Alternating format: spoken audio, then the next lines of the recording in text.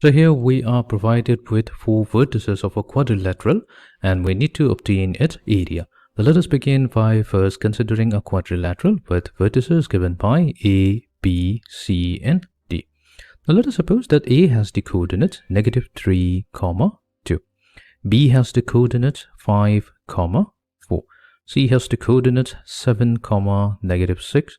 D has the coordinates -5, -4. Now, how do we find out the area of this particular rectangle? What we'll do, we'll join any of the two vertices, opposite vertices, and that's going to split the quadrilateral into two triangles. So here we have joined A and C, and we are getting two triangles. We have the upper triangle ABC, and we have the lower triangle ADC. So what we'll do, we'll try to find out the area of each of the two triangles independently, and once we have done that, add them to find out the area of the quadrilateral. So let us begin. Suppose we have the three vertices of a triangle whose coordinates are given by x1, y1, x2, y2 and x3, y3. Then the area of this particular triangle will be obtained by using this following expression. So we will start by first calculating the area of the upper triangle. So we have area of triangle ABC. So that's going to be equals to half times we need the absolute value. So what we'll do, we'll begin by supposing A to be x1, y1, B to be x2, y2, and C corresponding to x3, y3. Fine.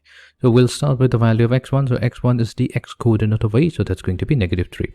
Multiplied to it will be y2 minus y3. So y2 is 4 and y3 is -6. So we have negative of -6 to make it +6. Then we need x2. So x2 here is 5, so we'll add 5 to it, and to 5 we're going to multiply y3 minus y1. So y3 is -6 minus y1, so y1 is 2. -6 minus 2. Added to it will be x3. So x3 is the x coordinate of C, so that's 7. 7 times we have y1 minus y2. So what's y1? So y1 corresponds to 2 minus y2. So y2 will be 4. So we have 2 minus 4. So let's find out this value. We have half multiplied to, so we have 6 plus 4, that's 10. 10 times -3 will be -30. Then we have -6 minus 2, so that's -8. -8 times 5, so that's going to be -40. Then we have 2 minus 4, so that's -2. -2 times 7 is going to be -40. So that gives us a value. So 40 and 30 is 70, so this is going to be absolute value of -84 over 2. Which will be equals to, now absolute value that's positive in nature, so we can also use 84 over 2, so we'll get 42 square units. So that's going to be the area of the upper triangle. Now we'll try to find out the area of the lower triangle. So we'll need area of triangle ADC. So we need half, and to half we're going to multiply the absolute value.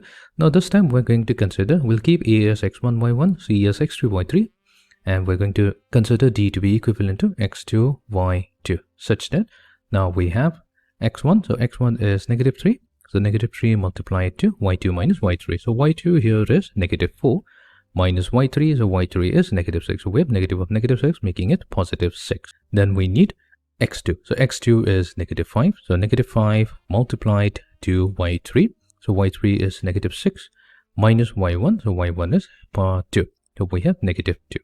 Then we need x3. So x3 corresponds to +7. So to it we are going to multiply y1 minus y2. So y1 is 2 and we are subtracting y2 from it. So y2 being -4. So we have 2 plus 4. Let's find out this value. So we have half multiplied to absolute value of. So 6 minus 4, that's 2. 2 times -3, that's -6. Then we have -6, -2, that's -8. -8 times -5, that's going to be +40. And then we have 2 plus 4, that's 6. 6 times 7, that's going to be 42.